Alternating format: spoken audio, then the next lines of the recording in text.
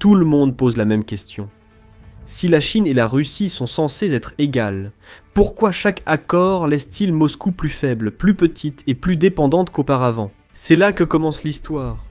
Dans l'écart inconfortable entre l'image que Poutine vend et la réalité qui se déroule à huis clos. En surface, cela ressemble à un partenariat audacieux, conçu pour défier l'Occident. Mais grattez cette surface, et l'équilibre bascule rapidement. Un côté dicte les conditions, fixe les prix et repart avec un avantage, l'autre continue de céder du terrain, tout en souriant devant les caméras. Ce n'est pas une trahison ouverte, c'est plus subtil et bien plus dangereux. La Chine joue sur le long terme tandis que la Russie perd pouvoir, argent et options. Un détail rarement évoqué remet totalement en cause le partenariat sans limite. Une fois révélé, l'alliance paraît moins puissante et davantage comme un transfert discret de contrôle. Pour comprendre la rupture, il faut voir sur quoi cette relation reposait au départ. La tension ne date pas de l'Ukraine ou des sanctions, mais d'une époque où la Chine était faible et la Russie s'étendait. Au XIXe siècle, une dynastie Qing déclinante a signé des traités qui ont cédé d'immenses étendues de terre à l'Empire russe. Oui, des villes aujourd'hui au cœur de la Russie appartenaient autrefois à la Chine. Même si ces pertes ne sont pas discutées quotidiennement à Pékin, leur importance demeure. Après tout, les grandes puissances se souviennent longtemps de leur territoire. Pour la Chine, ces anciens accords étaient un rappel discret et constant que le pouvoir peut disparaître si on ne peut pas le défendre. Pendant la guerre froide, la méfiance persistait. L'Union soviétique et la Chine communiste étaient supposées être alliées. Ils se sont plutôt affrontés lors de combats frontaliers sanglants, pointant des missiles l'un sur l'autre. Une idéologie commune n'a pas effacé leur méfiance. Au contraire, chaque affrontement, chaque parade, chaque calcul stratégique rappelait aux deux camps que leur partenariat était fragile. Après l'effondrement de l'Union soviétique, la Russie et la Chine se sont encore plus éloignées. La Russie est entrée dans le monde moderne avec des armes nucléaires, une tradition militaire fière, mais une économie jamais totalement rétablie. La Chine, elle, a bâti usines, ports et réseaux commerciaux à l'échelle mondiale. Un pays a appris à vendre des matières premières, l'autre a appris à vendre tout le reste et à gagner des milliards dans le processus. Ce déséquilibre était déjà en place bien avant l'Ukraine. Les partenariats sans limite n'ont émergé qu'après que la Russie ait épuisé ses options face aux sanctions. Après la Crimée, Moscou ne s'est pas tourné vers l'Est à cause d'un plan ingénieux, mais par nécessité. La Chine est devenue l'acheteur de dernier recours, et la Russie a présenté cela comme si c'était un choix. Les oléoducs, gazoducs et exercices militaires conjoints étaient présentés comme des symboles d'égalité et d'équilibre, mais les échanges commerciaux révélaient une réalité différente. La Russie exportait pétrole, gaz, bois et minéraux, tandis que la Chine fournissait produits au fini, machines, électroniques et capitaux. L'un extrayait les ressources, l'autre fixait leurs valeurs. Tant que le commerce croissait, ce déséquilibre restait facile à ignorer. Après tout, la croissance des chiffres et du volume peut masquer presque toutes les faiblesses, mais une fois que les chiffres ont commencé à baisser, il n'y avait plus nulle part où se cacher. Moscou utilisait depuis des années la hausse du commerce pour prouver le succès du pivot. En 2024, le commerce bilatéral a atteint un niveau record, mais en 2025, l'histoire s'est fissurée pour la première fois en 5 ans. Le commerce a chuté de près de 10% les exportations chinoises, surtout les voitures, ont fortement baissé après les tarifs russes, et les livraisons de pétrole et de gaz russes ont diminué à cause de la baisse des prix. Ce n'était pas cyclique, cela a révélé les limites du pivot de la Russie vers l'Est. La Chine n'a presque pas bronché, se diversifiant sans effort, tandis que la Russie n'avait pas de véritables alternatives. L'ampleur de la baisse n'était pas la partie la plus importante, l'essentiel était la façon dont chaque camp a réagi. D'un côté, la Chine n'a presque pas bronché. Le pétrole et le gaz russe étaient utiles, mais jamais essentiels. Pékin avait des alternatives prêtes au Moyen-Orient, en Afrique et en Asie centrale. Si un fournisseur devenait gênant, un autre pouvait le remplacer sans interruption. La Russie, en revanche, n'avait pas ce luxe. L'Europe n'était plus là, l'Inde négociait durement, et tous les autres acheteurs exigèrent des remises déraisonnables. Alors pour sauver la face, Moscou a tenté de résister. Elle a relevé les taxes sur les voitures chinoises pour protéger son industrie et montrer son influence. Résultat, les exportations chinoises ont aussitôt chuté. Les Russes ont payé plus cher, les producteurs locaux ont souffert, et la Russie a subi presque toutes les conséquences. La tentative de Moscou de durcir les tarifs revenait à défier un géant qui se contente de lâcher prise et vous regarde chuter. Le message était clair, sans un mot. La Chine pouvait se retirer à tout moment, contrairement à la Russie. Un autre changement, moins visible mais plus dangereux, se déroulait sous les gros titres du commerce. La Russie règle désormais presque tout son commerce avec la Chine en yuan, affirmant ainsi son indépendance de la finance occidentale. En fait, elle a juste remplacé un gardien par un autre. Le yuan n'est pas librement convertible. Les entreprises russes pouvaient en obtenir, mais le transférer, le couvrir ou le placer en sécurité. Tout dépendait des banques chinoises. Lorsqu'elles se sont retirées, paiements et accords ont été bloqués, et la liquidité a disparu. Cela met en évidence un fait. La Chine n'a pas besoin de sanctions, elle contrôle déjà la relation. Il faut aussi noter que si le commerce ralentit, c'est un avertissement. S'il s'arrête, c'est une déclaration. L'énergie était censée lier la Chine et la Russie pendant des décennies. Mais au lieu de cela, récemment, elle a révélé exactement qui fixe les conditions. Début 2025. Pékin a commencé à réduire drastiquement ses importations d'électricité russe. Et le 1er janvier 2026, il les a réduites à zéro, ignorant les contrats qui couraient, jusqu'en 2037. Les prix d'exportation russes dépassant ceux pratiqués en Chine. Les achats sont devenus non rentables. Les exportations régulières se sont bloquées, laissant les centrales électriques sans acheteurs. Pas de discours ni drame, juste une décision claire sur le prix, laissant la Russie négocier difficilement pour relancer les exportations, sans réacheminement rapide. Ce qui devait sauver la situation est devenu une capacité inutilisée, comme pour le pétrole et le gaz. Dès mi-2025, les entreprises chinoises ont réduit ou suspendu leurs achats dès que les risques de sanctions montaient. La Russie a subi les pertes, faute d'autres acheteurs. L'économie de guerre a survécu, mais sans se renforcer, vendant ses matières premières à bas prix, tandis que la vraie valeur partait ailleurs. À propos de flux. Le très vanté gazoduc Force de la Sibérie 2 a fait l'objet d'un mémorandum juridiquement contraignant en septembre 2025 lors de la visite de Poutine à Pékin. Les avancées relèvent surtout du théâtre politique. Honnêtement, les retards du gazoduc n'étaient pas techniques mais servirent de levier. La Chine a attendu pour obtenir des réductions, faisant chuter les prix près de ceux payés en Russie, bien en dessous des attentes de Moscou. Désespérée de trouver de nouveaux débouchés, la Russie a tout de même foncé, acceptant des conditions très avantageuses pour Pékin. Les travaux de construction devraient durer une décennie, et le premier gaz n'est pas attendu avant 2030 voire plus tard. À ce stade, le schéma était impossible à ignorer. La Russie danse au rythme de la Chine, et ce rythme ne s'arrête pas au pipeline. La pression économique affaiblit un pays partout à la fois. Mais dans l'extrême-orient russe, elle a littéralement transformé le terrain tout au long de l'année dernière. Alors que Moscou finançait l'Ukraine, des entreprises chinoises louaient des terres agricoles dans l'oblast d'Amour, la région autonome juive et le kraï du Primorié. Dans ces régions, après l'effondrement des exploitations agricoles russes post-URSS, les Chinois ont progressivement pris le contrôle du soja, des routes logistiques et du commerce transfrontalier. Les villes russes se sont vidées avec le départ des jeunes, tandis que la présence chinoise a constamment progressé, rendant tout retour en arrière presque impossible. Fin 2025. Les entreprises chinoises n'étaient plus seulement commerçantes, mais aussi implantées localement. Dans la région autonome juive, des terres longtemps en friche furent soudain cultivées et transformées en grandes exploitations de soja pour les chaînes d'approvisionnement chinoises. Ce n'était pas spectaculaire, mais pragmatique. Les champs vides ne le restent pas si quelqu'un a le capital et la patience pour les exploiter. Puis, avec le changement des règles de visa, tout s'est accéléré. Un nouveau régime mutuel d'exemption de visa de 30 jours est entré en vigueur. L'impact a été immédiat.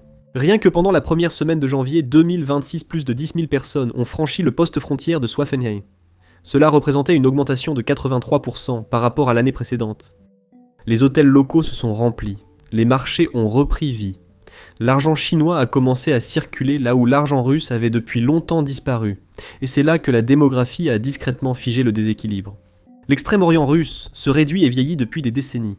Ayant perdu près d'un tiers de sa population depuis 1991, les Russes ethniques, partant plus vite que jamais vers la frontière. Le nord de la Chine reste dense, mobile et regorge de capitaux.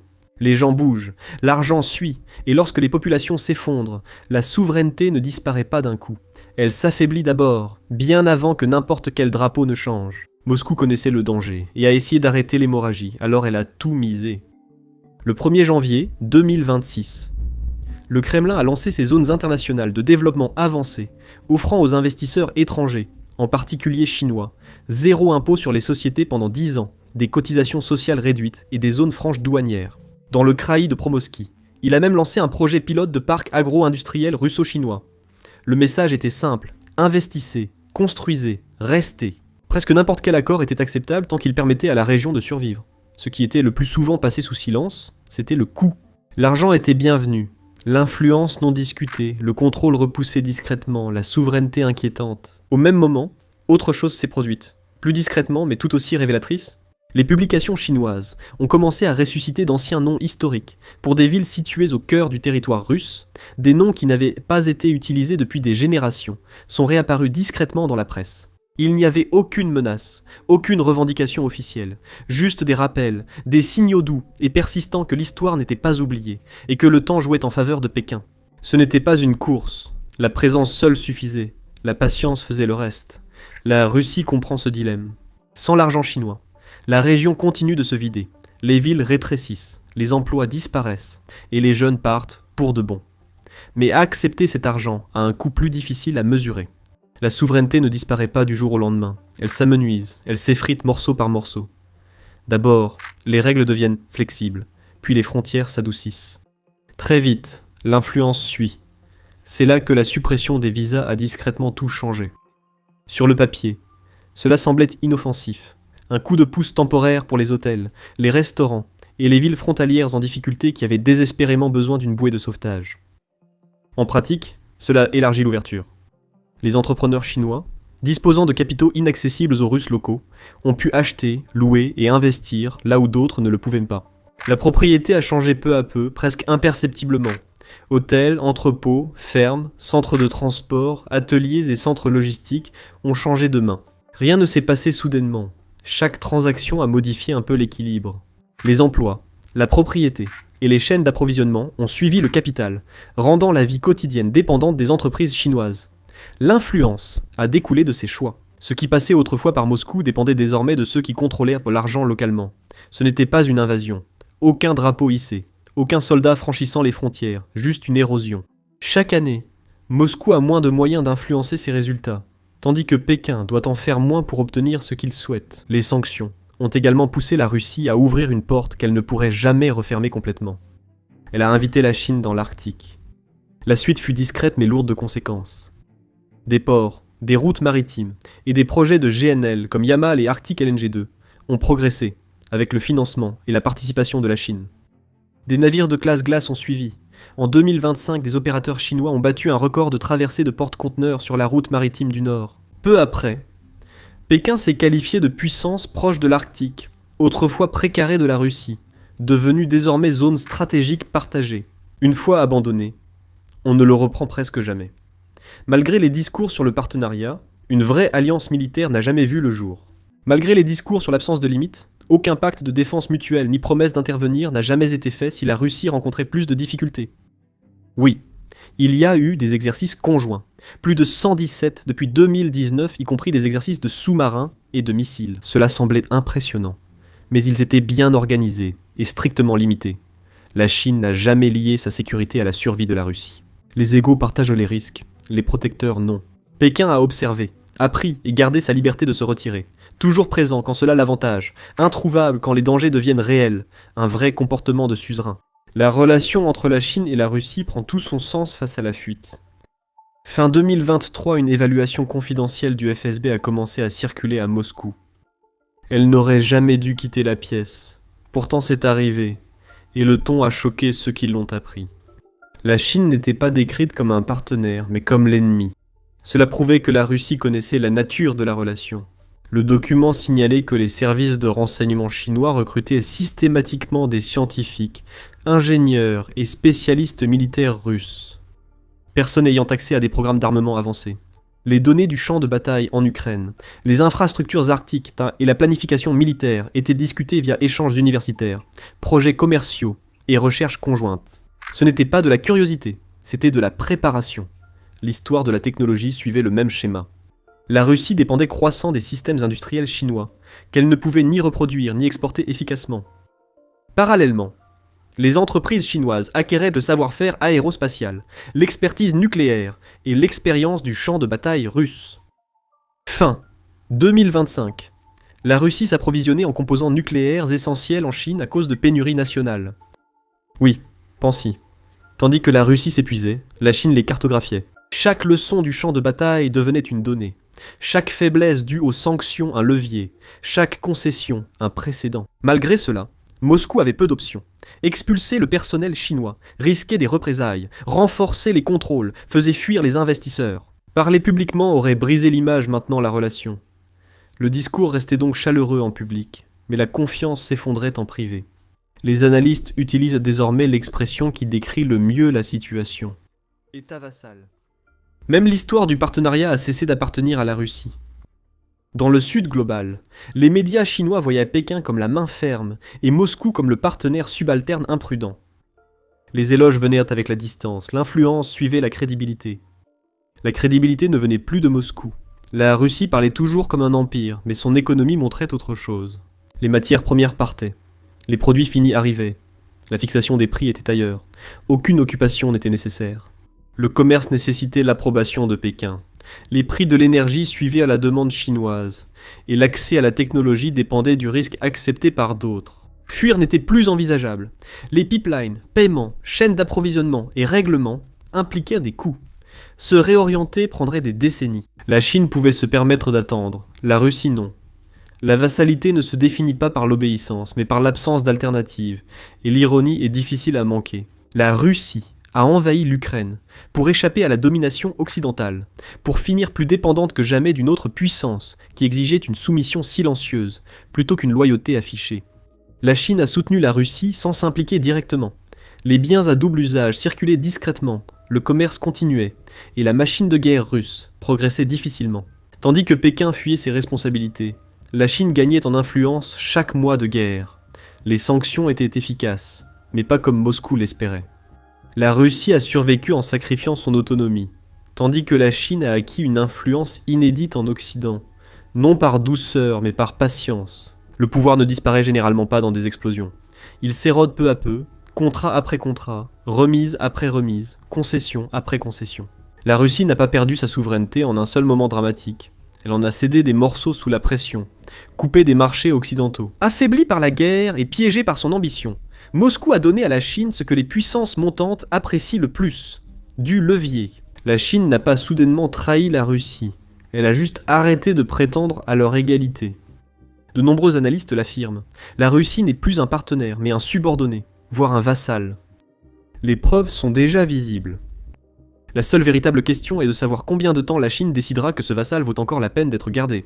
L'un des problèmes avec la création de vidéos montrant de nombreuses frappes de drones, même si aucun humain ou soldat russe n'est blessé dans la vidéo. YouTube démonétise ou restreint généralement nos vidéos. En fait, la semaine dernière, nous avons eu 4 vidéos de guerre qui ont été démonétisées, selon YouTube. Montrer des frappes de drones ou même des images des lignes de front n'est pas adapté aux annonceurs, et c'est pourquoi les vidéos sont restreintes. Mais c'est la réalité de la guerre moderne, et c'est la guerre que les Ukrainiens mènent et essaient de survivre. Nous estimons qu'il est essentiel de tout couvrir, c'est pourquoi nous avons lancé notre propre plateforme, Business Basics, créée de zéro sans aucune restriction. Nous n'avons pas besoin de flouter nos frappes de drones, nous n'avons pas besoin de flouter les images du front, et nous n'avons pas besoin de flouter la destruction des bases aériennes russes. En plus de cela, nous ne diffusons aucune publicité sur le site. De cette façon, nous n'avons pas à nous censurer simplement parce que les annonceurs ne sont pas satisfaits de ce que nous couvrons. Nous ne finançons pas le site grâce à la publicité, nous le finançons grâce à votre soutien. Donc, si vous êtes quelqu'un qui s'intéresse à ce genre de couverture, et si vous voulez regarder nos vidéos sans censure et obtenir du contenu bonus que nous ne pouvons tout simplement pas mettre en ligne ici sur YouTube, alors rejoignez-nous sans hésiter sur basicsinsider.com. Vous pouvez également cliquer sur le lien dans la description ou scanner le code QR qui s'affiche à l'écran. En nous rejoignant, vous pourrez regarder tout le contenu que nous avons déjà mis en ligne ainsi que toutes les vidéos que nous publierons à l'avenir. En plus de cela, vous soutiendrez notre couverture et notre chaîne. Alors merci beaucoup. Je m'appelle Sam et je vous retrouve dans la prochaine vidéo.